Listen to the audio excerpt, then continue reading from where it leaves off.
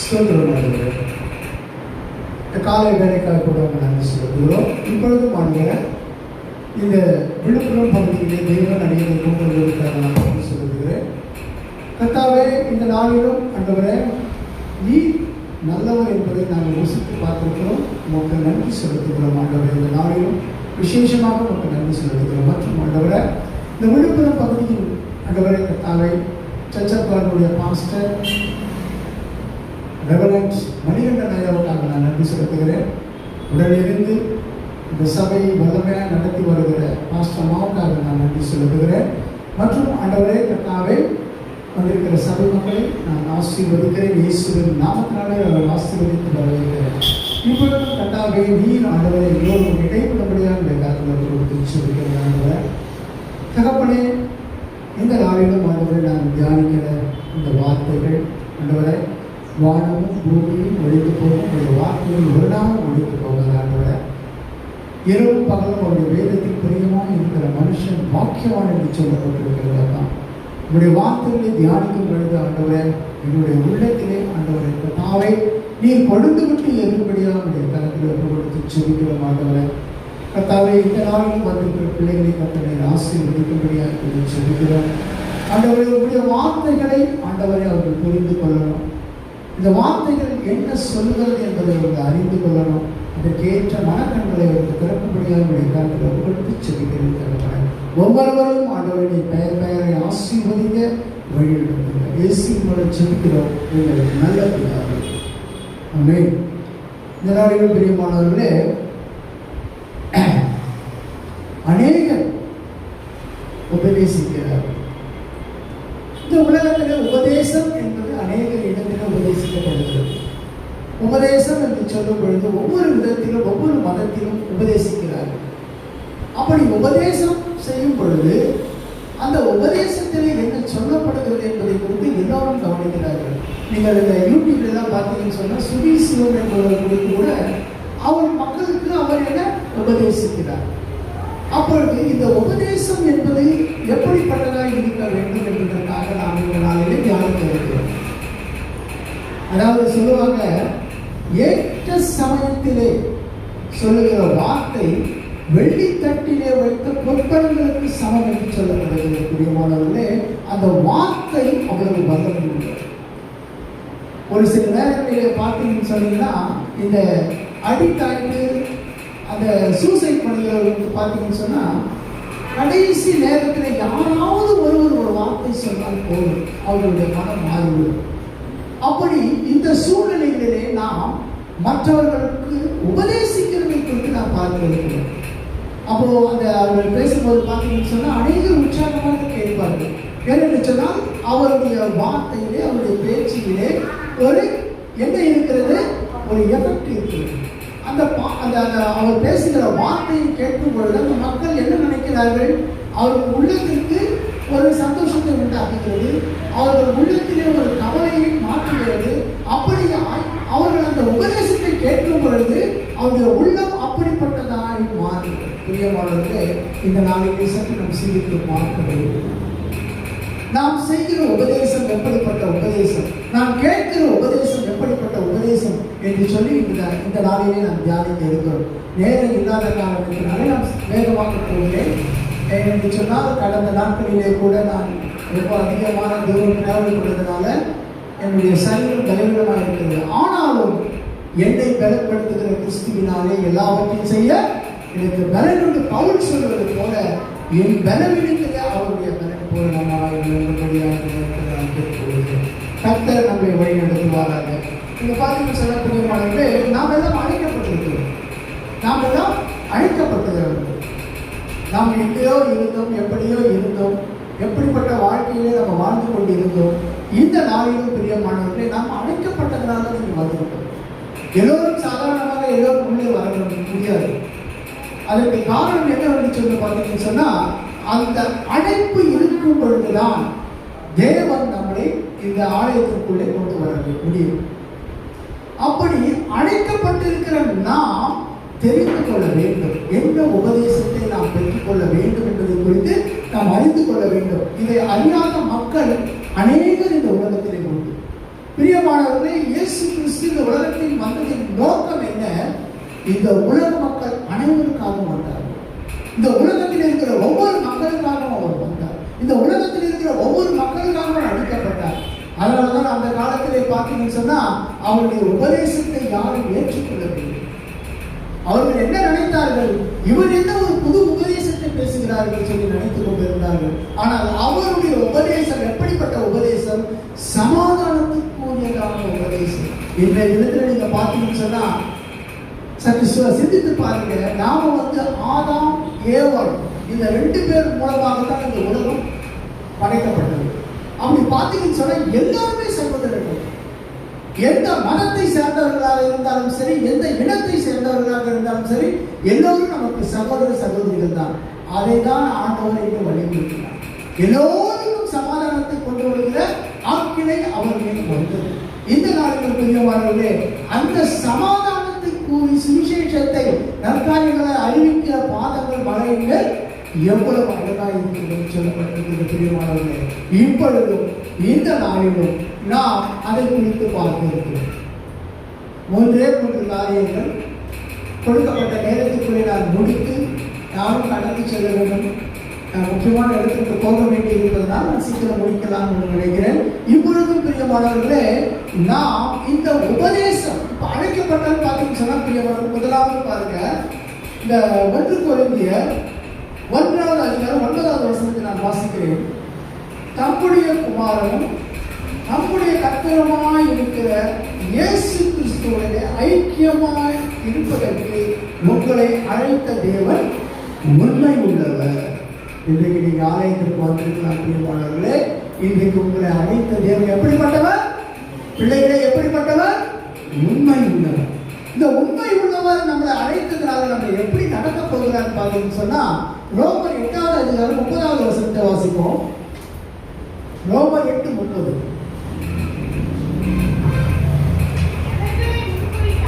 எவர்களை முன்குறித்தாரோ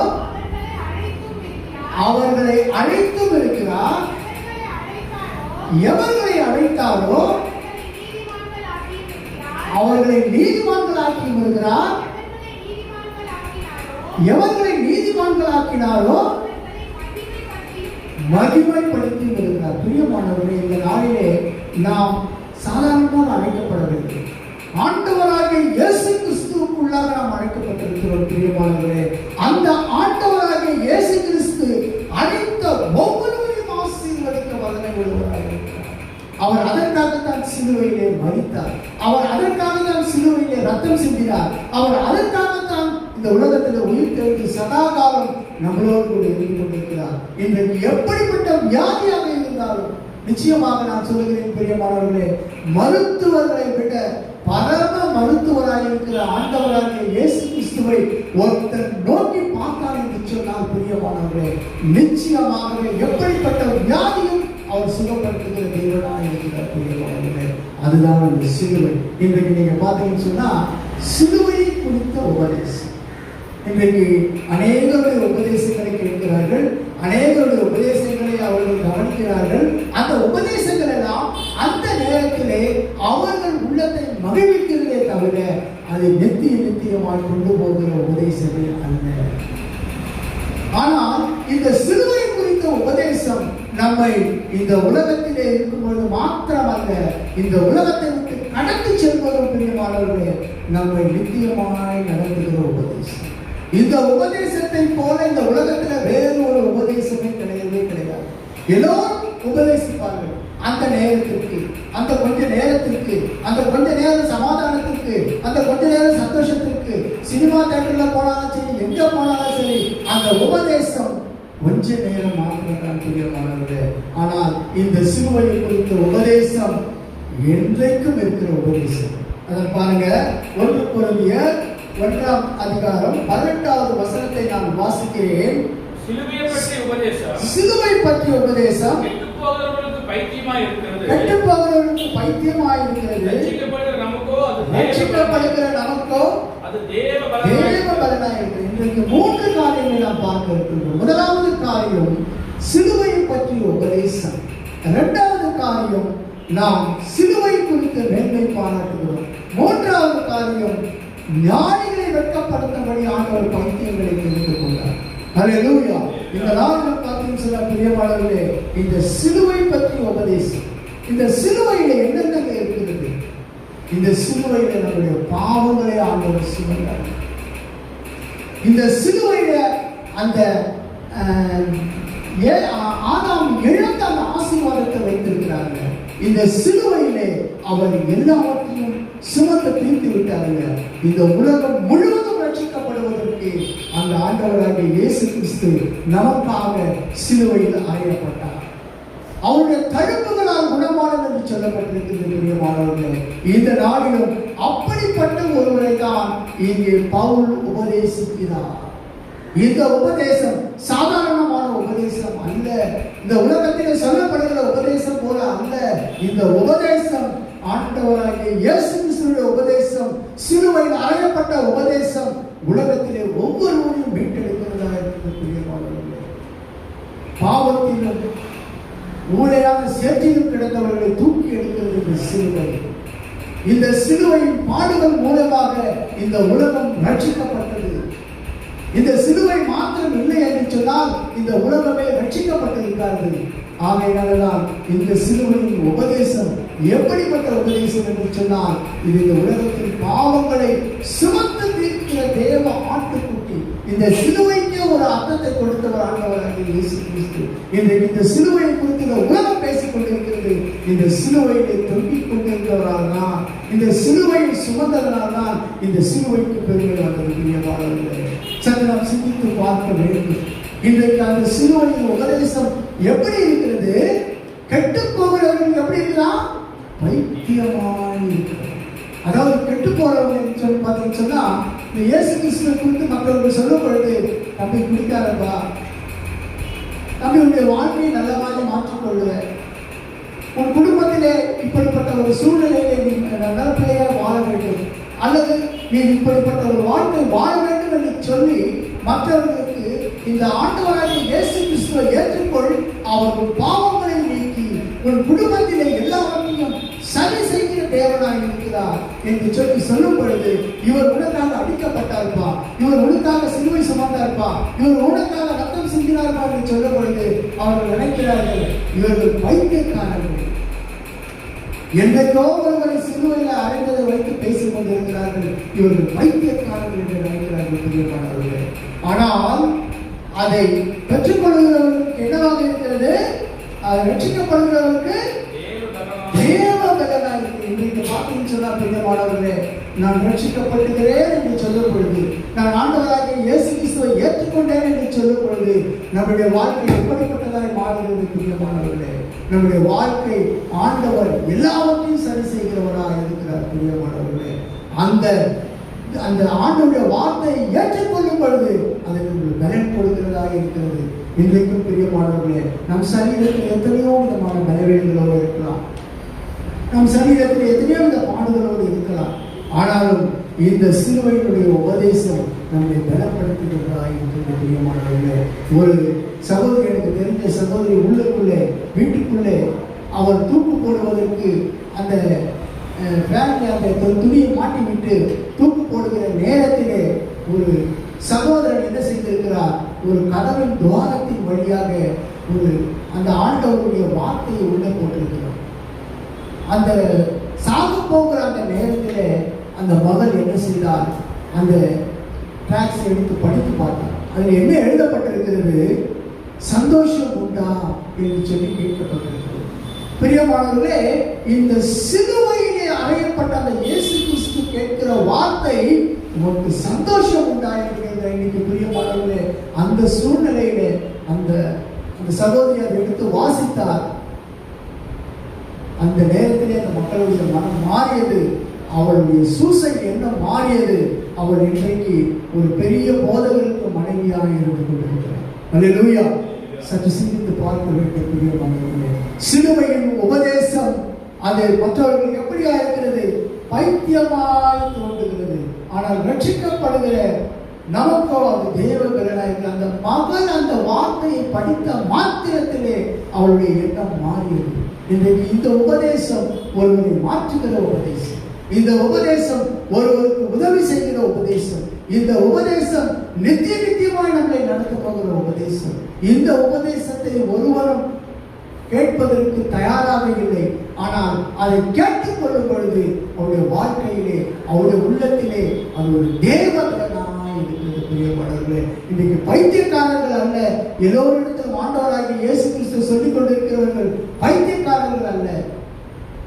அதை ஏற்றுக்கொள்கிறவர்களுக்கு அது பலனாய் மாறுகிறது. எத்தனையோ பேர் ஆண்டவராகிய இயேசு கிறிஸ்துவினுடைய இடத்திலே வந்து சுகம் பெற்று போகிறார்கள். அநேகர் வந்து தன்னுடைய வாழ்க்கையை மாற்றிக்கொண்டு போகிறார்கள். இந்த நாளிலும் சற்று சிந்தித்து பார்க்க வேண்டும். பிரியமானவர்களே, இப்பொழுது நாம் எதை குறித்து கேட்கிறோம் என்று சொன்னால், தேவனாகிய ஆண்டவராகிய இயேசு கிறிஸ்துவினுடைய உபதேசம் நம்மளை எப்படிப்பட்டவர்களாக மாற்றுகிறது? பலமுள்ளவர்களாக மாற்றுகிறது. எந்த மனுஷனையும் பலப்படுத்துகிறவர் அவர், எந்த மனுஷனையும் உயர்த்துகிறவர் அவர். இந்த நாளில் அதை குறித்து தான் பவுல் அழகாக சொல்லுகிறார். என்ன சொல்லுகிறார்? என்னை பலப்படுத்துகிற கிறிஸ்துவினாலே எல்லாவற்றையும் செய்ய எனக்கு பலம் என்று. இன்னைக்கு பிரியமானவர்களே, நீங்கள் பலவீனமாக இருக்கலாம். இன்னைக்கு உங்களுடைய சரீரத்தில் பலவீனமாக இருக்கலாம், அல்லது உங்கள் குடும்பத்தில் எந்த காரியம் செய்ய முடியாத சூழ்நிலை இருக்கலாம், நாம் குறைவுள்ளவர்களாக இருக்கலாம். எப்படிப்பட்ட சூழ்நிலையாக இருந்தாலும் இந்த சிலுவையின் உபதேசம், இந்த சிலுவையின் உபதேசம் என்பது சொல்லப்படுவது பார்த்தீங்கன்னு சொன்னா வெறும் சிலுவை அல்ல. பிரியமானவர்களே, இந்த உபதேசத்தில் சொல்லப்படுகிற வார்த்தை ஆண்டவராகிய இயேசு கிறிஸ்து. சிலுவை என்பது சொல்லப்படுது ஆண்டவராகிய இயேசு கிறிஸ்து.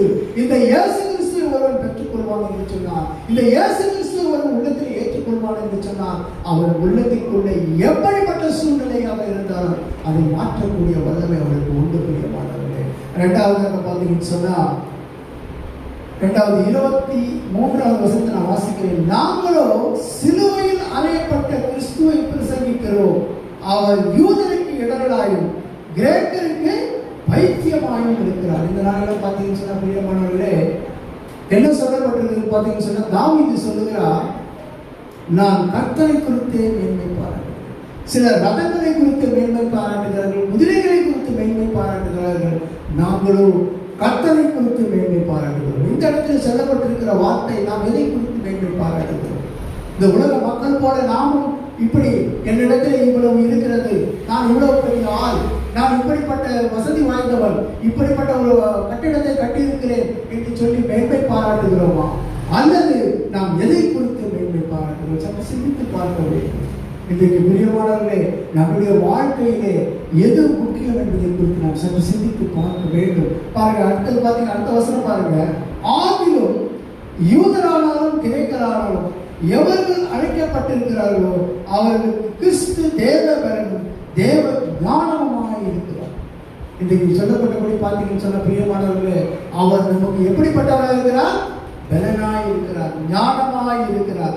அதனாலதான் நாம சொல்ல வேண்டியது என்னன்னு பார்த்தீங்கன்னு சொன்னா, நாம மேன்மை பாராட்டுகிறது யாரை குறித்து மேன்மை பாராட்ட வேண்டும்? நம்மை ரட்சித்தவரை, நம்மை தூக்கி எடுத்தவரை, நம் பாவ வாழ்க்கையை மாற்றினவரை நாம் என்ன செய்ய வேண்டும்? மேன்மை பாராட்ட வேண்டும். கர்த்தரை குறித்தே நாம் மேன்மை பாராட்டும் பொழுது பிரியமானவர்களே, இன்றைக்கு இருக்கிற சூழ்நிலை எப்படிப்பட்ட சூழ்நிலையாக இருந்தாலும் சரி, நம்மை அவர் உயர்த்துகிறவராக இருப்பார். அவரை நாம் மேன்மை பாராட்டும் பொழுது அவர் நம்மை வழிநடத்துகிறவராக இருப்பார். இன்றைக்கு எத்தனையோ மேன்மை பாராட்டுதலை நாம் பார்த்து கொண்டு வருகிறோம். எத்தனை இடத்திலே தன்னை குறித்து பிரஸ்தாபப்படுத்திக் கொள்கிறார். நான் இப்படிப்பட்டவர், நான் இப்படிப்பட்ட ஆள், என்னிடத்துல இவ்வளவு பலன் இருக்கிறது. எங்க தாவீது ராஜாவை விட ஒரு பெரியார் இல்லைங்க, ராஜாங்க. அந்த ராஜா சொல்லுகிற வார்த்தை என்ன? சில ரதங்களை குறித்தும் குதிரைகளை குறித்து மேன்மை பாராட்டுகிறார். நானும் கர்த்தரை குறித்து மேன்மை பாராட்டுகிறேன். பிரியமானவர்களே, நாம் சற்று சிந்தித்து பார்க்க வேண்டும். என்னவென்று சொன்னால், நாம் எதை குறித்து மேன்மை பாராட்டுகிறோம்? அந்த ஆண்டவராகிய இயேசு கிறிஸ்து சிங்காசனத்தில் வீற்றிருந்த ராஜாவாய் ஆட்சி செய்தவர். இந்த உலகத்தையே அந்த சராசரியை ஆட்சி செய்கிற ஆண்டவராகிய இயேசு கிறிஸ்து இந்த உலகத்திலே ஒரு சாதாரண மனிதனாக, ஒரு ஏழை கோலமாக இந்த உலகத்திற்கு வந்தார். இவ்வளவு பெரிய ராஜாவே இந்த உலகத்திலே வந்திருக்கும் பொழுது இந்த உலகத்தை குறித்து நமக்கு என்னங்க? எவ்வளவு பெரிய ஆளாக இருந்தாலும் சரி, எவ்வளவு நாம் சேர்த்து வைத்திருந்தாலும் சரி, இன்றைக்கு நாம் நாளைக்கு நாம் இருப்போமா என்று சில சங்கீதத்திலே சொல்லப்பட்டிருக்கிறது. என்ன சொல்லப்பட்டிருக்கிறது? 1000 வருஷம் நேற்று கடந்தது போல இருக்கிறது. பேதுரு சொல்றாரு, ஒரு நாள் 1000 வருஷம் போல இருக்கிறது சொல்கிறார். இன்றைக்கு எவ்வளவு பெரிய ஆளாக இருந்தாலும் சரி, நாம் எவ்வளவு வைத்துக் கொண்டு இருந்தாலும் சரி, ஒரு நொடி பொழுது எல்லாம் நம்மளை விட்டு போயிடும். இந்த உலகத்தை விட்டு நாம் கடந்து போவோம் என்று சொன்னால் நம்மோடு கூட ஒன்றும் வராது பிரியமானவர்களே. ஆனால் ஒன்று மாத்திரம் நம்மோடு கூட வரும், நம்முடைய விசுவாசம். ஆண்டவராக இயேசு கிறிஸ்துவை குறித்த நாம் விசுவாசம், அவரை குறித்ததான ஒரு வார்த்தை, அவரை குறித்ததான எல்லா காரியங்களும் நம்மளோடு கூட வரும் பிரியமானவர்களே. இந்த இடத்திலே நாம் தெரிந்து கொள்ள வேண்டியது, எப்படிப்பட்ட உபதேசத்தை நாம் தெரிந்து கொள்ள வேண்டும், நாம் எப்படிப்பட்ட மேன்மை பாராட்டுகளை பாராட்ட வேண்டும் என்று சொல்லி சற்று நாம் சிந்தித்து பார்க்க வேண்டும் பிரியமானவர்களே. நாம் எதை குறித்து மேன்மை பாராட்ட, எந்த உபதேசத்தை நாம் ஏற்றுக்கொள்கிறோம் என்று நாம் சற்று சிந்தித்து பார்க்க வேண்டும். இந்த உபதேசம் நமக்கு எப்படிப்பட்ட உபதேசம் கேட்டீங்கன்னா, நித்தியமான உபதேசம். இந்த மேன்மை பாராட்டல் எப்படி கிடைக்குன்னு சொன்னா, கர்த்தரை குறித்து மேன்மை பாராட்டும் போது அதான் சொல்றாங்க. பார்த்தீங்கன்னு சொன்னா, ஸ்தோத்திர பலியிடுகிறவன் என்னை மகிமைப்படுத்துகிறான், என்னை மகிமைப்படுத்துகிறவரை நான் மகிமைப்படுத்துகிறேன். அப்போ அவரை நாம் மேன்மை பாராட்டும் பொழுது அவர் நம்மளை மேன்மையாக வைப்பது நிச்சயம் பிரியமானவர்களே. உங்களை ஆசீர்வதிப்பது நிச்சயம் பிரியமானவர்களே. அவர் சிலுவையிலே நாம் இழந்த எனது ஆதாம் மூலமாக ஆண்டவர் கொடுத்த ஆசீர்வாதத்தை இழந்தோம். அந்த ஆசீர்வாதத்தை அவர் சிலுவையிலே வெற்றி செய்தார். இன்றைக்கு அந்த சிலுவை நம்மை ஆசீர்வதிக்கிறதா இருக்கிறது, அந்த சிலுவை நம்மை உயர்த்துகிறதா இருக்கிறது, அந்த சிலுவை நம்முடைய பாடுகளை எல்லாம் மாற்றுகிறதா இருக்கிறது, அந்த சரீர பலவீனங்களை எல்லாவற்றையும் மாற்றுகிறதா இருக்கிறது. பிரியமானவர்களே, எப்படிப்பட்ட வியாதியாக இருந்தாலும் சரி, எனக்கு தெரிஞ்ச ஒரு சகோதரர், அவருக்கு இறைப்பையே இல்லை, இந்த வயிற்றுக்குள்ளே இறைப்பையே இல்லை. ஆனால் அந்த சகோதரன் இப்பொழுது பலத்தோடு ஓடிக்கொண்டிருக்கிறார். அநேக இடங்களுக்கு சென்று ஆண்டவராக இயேசு கிறிஸ்து மகிமைப்படுத்திக் கொண்டிருக்கிறார். மருத்துவர்களால் கைவிடப்பட்டவர்களை ஆண்டவர் இயேசு கிறிஸ்து இன்றைக்கு உயிரோடு வைத்திருக்கிறார். பிரியமானவர்களே, சற்று நாம் சிந்தித்து பார்ப்போம். இது எப்படிப்பட்ட சிலுவை? நம்மளை உயர்த்துகிற சிலுவை. இது எப்படிப்பட்ட சிலுவை? நம்மளை மாற்றுகிற சிலுவை. இது எப்படிப்பட்ட சிலுவை? நம்முடைய சரீரத்தை எல்லாவற்றையும் பலப்படுத்துகிற சிலுவை. இந்த சிலுவையின் உபதேசம், இந்த சிலுவையின் உபதேசம் நேற்றும் இன்றும் என்றும் மாறாத உபதேசமாக இருக்கும். பிரியமானவர்களே, இந்த சிலுவையின் உபதேசத்தை ஒருவன் பெற்றுக் கொண்டார் என்று சொன்னால் இந்த உலகத்திலே ஆசீர்வதிக்கப்பட்டவனாக இருக்கும். இன்றைக்கு சிலுவையினுடைய உபதேசத்தை பெற்றுக்கொண்டு அழைக்கப்பட்டு இந்த ஆலயத்துக்குள்ள வந்திருக்கிற ஒவ்வொருவரையும் கர்த்தர் ஆசீர்வதிப்பது நிச்சயம். பிரியமானவர்களே, உங்களை ஆசீர்வதிப்பதற்காகவே இந்த உலகத்திற்கு அவர் வந்தார். ஆபிரகாமின் ஆசீர்வாதத்தை பெற்றுக் கொள்வதற்காகவே இந்த உலகத்திலே நமக்காக சிலுவையில் அழைக்கப்பட்டார், ரத்தம் சிந்தினார், மரித்தார், 3ஆம் நாள் உயிர் தெழுந்த சதாகாலம் நம்மளோடு கூட இருக்கிறார். பிரியமானவர்களே, நாம் சற்று சிந்தித்து பார்ப்போம்.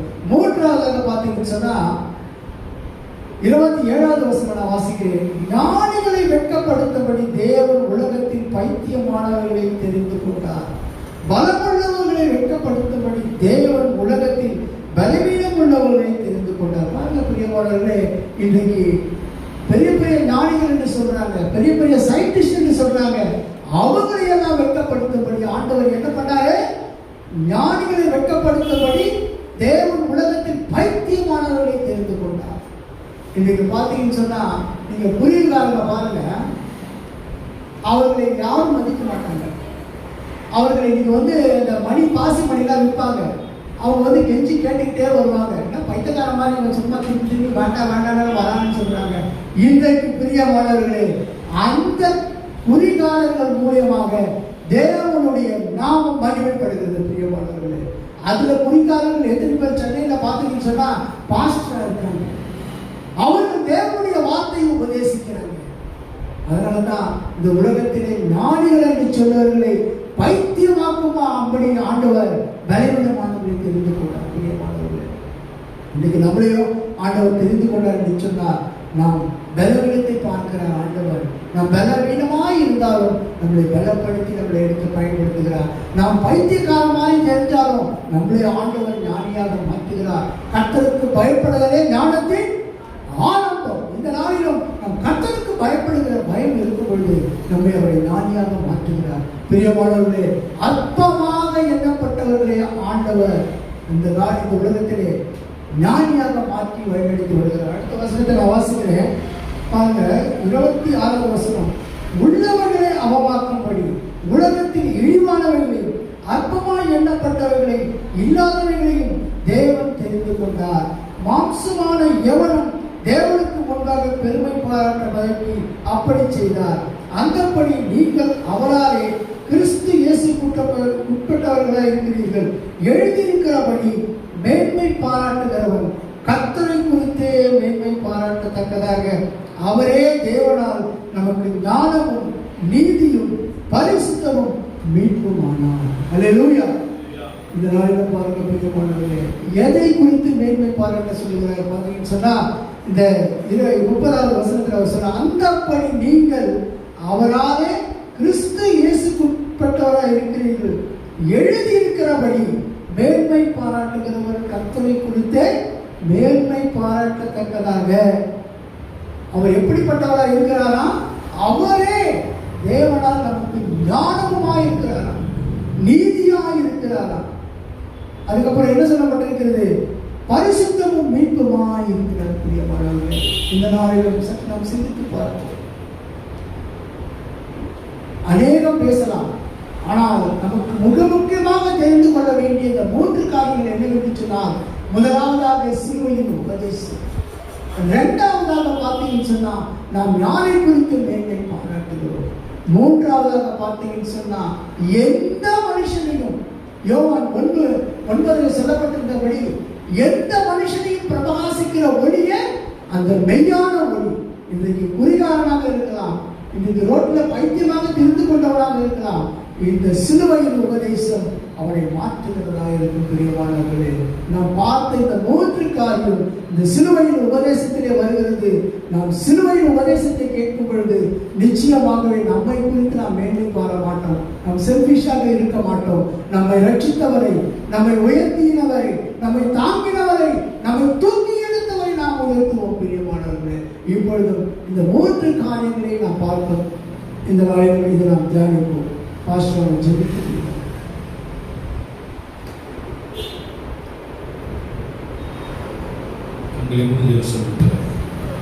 சிலுவையை பற்றிய உபதேசத்தை தெளிவாய் இதனாலே நாம் கற்றுக்கிறோம். சிலுவை நம்முடைய பாவங்களை, நம்முடைய அக்கிரமங்களை இந்த சிலுவையிலே சுமந்து தீர்த்த அந்த மெய்யான ஆட்டுக்குட்டியான இயேசு கிறிஸ்து. மேன்மை பாராட்டுவது கர்த்தரை குறித்தே நாம் மேன்மை பாராட்டணும். வேறு எதை குறித்து நாம் மேன்மை பாராட்டக்கூடாது. ஏனென்றால் அவர் தான் நம்ம எல்லாவற்றையும் நேர்த்தியாய் நடத்தினவர், அவர் தான் நம்மை நேர்த்தியாய் பாதுகாத்தவர், அவர் அற்புதங்களை நம்முடைய வாழ்க்கையில் செய்தவர், அவர் அதிசயங்களை செய்த தேவன்.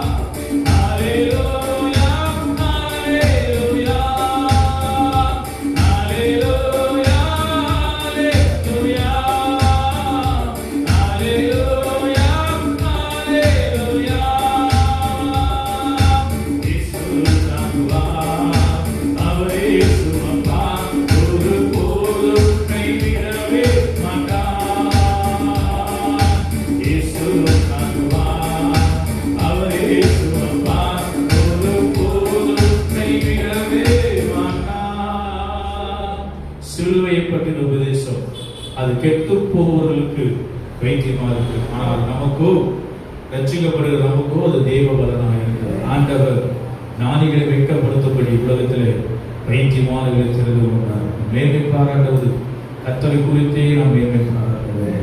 சிலுவை நம்முடைய பாவங்களையும் நம்முடைய சாபங்களையும் சுமந்து தீர்த்திருக்கிற அந்த சிலுவையை பற்றின உபதேசத்தை நாம் ஒருபோதும் விட்டு விடாதபடி கர்த்தர் நம்மை நடத்துவாராக என்று சொல்லி தேவன் ஆசீர்வதிப்பாராக. கண்களை கூறி ஜெபிப்போம். மனத்திற்கு பூமிக்கும் சகல அதிகாரப்படுத்த நல்ல பிதாவே, இந்த பரிசுத்தாரன் இந்த காலை வேளையிலும் ஆண்டவரே உங்கள் வார்த்தைக்காக இந்த வார்த்தை கொடுத்த ஒரு தாசனுக்காக நாங்கள் ஜெபிக்கிறோம். அது இருக்கிற ஒவ்வொரு பிள்ளைகளுக்கும் இந்த வார்த்தைகள் பிரயோஜனமாக இருக்கட்டும். ஆண்டவரை சிலுவை பற்றின உபதேசம் அது கெட்டு போறது வைத்தியமா இருக்கும். ஆனால் ரட்சிக்கப்படுகிற எங்களுக்கோ அது தெய்வ பலனாக இருக்கிறது. மேன்மை பாராட்டுகிறது. உண்மை குறித்தே நாங்கள் மேன்மை பாராட்டுகிறது. கிருபை செய்ய வார்த்தை கொடுத்த ஒரு தாசன் இன்னும் அநேக ஜனங்களுக்கு ஒரு வார்த்தைகளை சொல்ல மகனை எடுத்து பயன்படுத்தும்படியாக ஜெபிக்கிறோம். அந்த ஒவ்வொரு தேவ பிள்ளைகளையும் கர்த்தர் ஆசீர்வதிங்க, பலப்படுத்துங்க, பாதுகாத்துக் கொள்ளுங்க. இயேசு நாமத்தில் கேட்கிறோம் எங்கள் ஜீவனால பிதாவே, ஆமென். என் ஆத்துமாவே கர்த்தரை ஸ்தோத்திரி, என் முழுவதுமே அந்த பரிசுத்த நாமத்தை ஸ்தோத்திரி. என் ஆத்துமாவே கர்த்தரை ஸ்தோத்திரி, கர்த்தர் செய்த சகல உபகாரங்கள் மறவாதே. ஆமென். நம்முடைய கர்த்தராகிய இயேசு கிறிஸ்துவின் கிருபையும் பிதாவாகிய தேவனுடைய அன்பும் பரிசுத்த ஆவியானவரின் இணையும் என்றும் சதா காலங்களிலும் நம் அனைவரோடு கூட இருப்பதாக. ஆமென். அல்லேலூயா, அல்லேலூயா, அல்லேலூயா. கர்த்தர் உங்களை ஆசீர்வதிப்பாராக.